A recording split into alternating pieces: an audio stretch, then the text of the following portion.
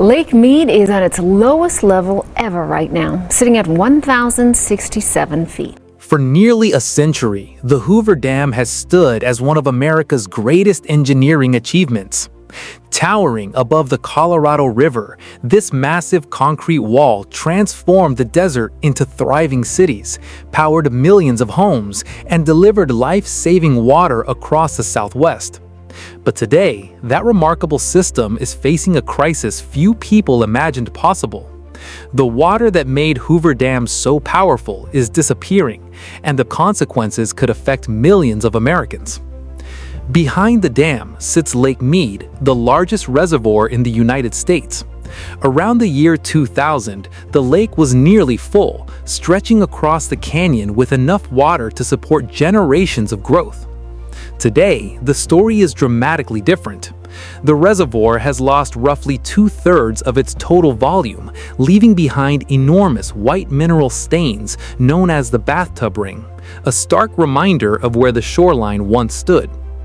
Every year, the lake continues to shrink, exposing more rock and revealing just how quickly this crisis has unfolded.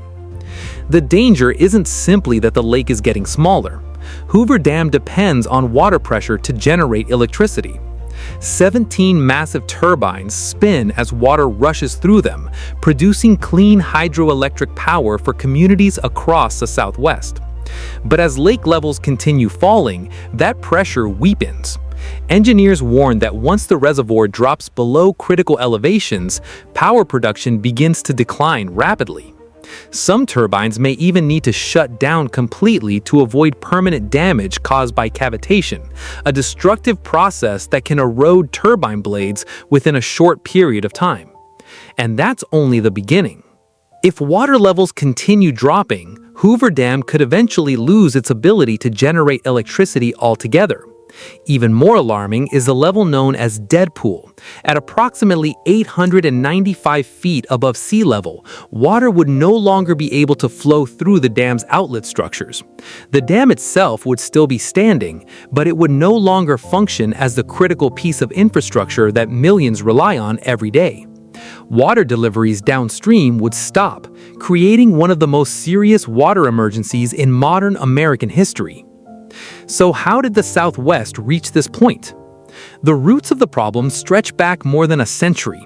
In 1922, the Colorado River Compact divided the river's water among 7 western states. At the time, officials believed the river carried far more water than it actually does. Later scientific research using tree ring data revealed that the early 1900s were unusually wet years. In reality, the river's long-term average flow is significantly lower than planners assumed. In simple terms, more water was promised on paper than nature could reliably provide. For decades, giant reservoirs like Lake Mead and Lake Powell masked the problem. Wet years filled the lakes, while stored water compensated during dry years. But after 2000, prolonged drought combined with rising temperatures pushed the entire system into decline. Scientists now describe the current conditions as a mega drought, unlike anything seen in more than 1,000 years. Higher temperatures also increase evaporation, meaning less snowmelt and rainfall actually reach the reservoirs.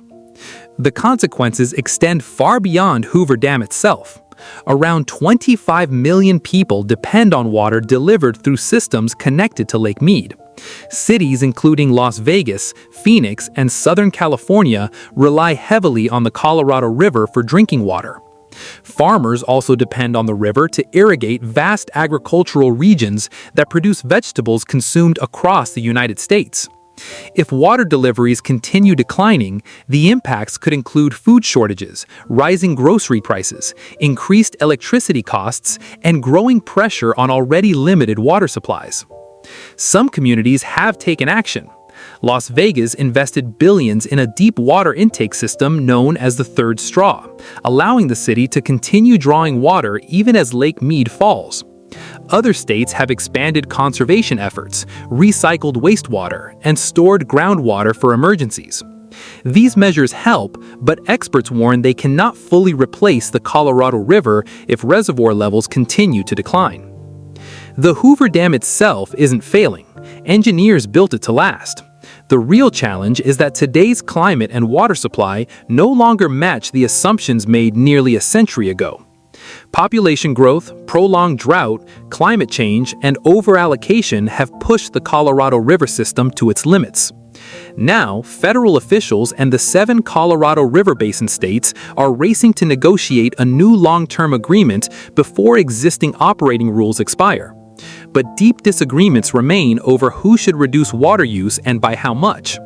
Every year without a lasting solution brings Lake Mead closer to dangerous thresholds. The countdown has already begun.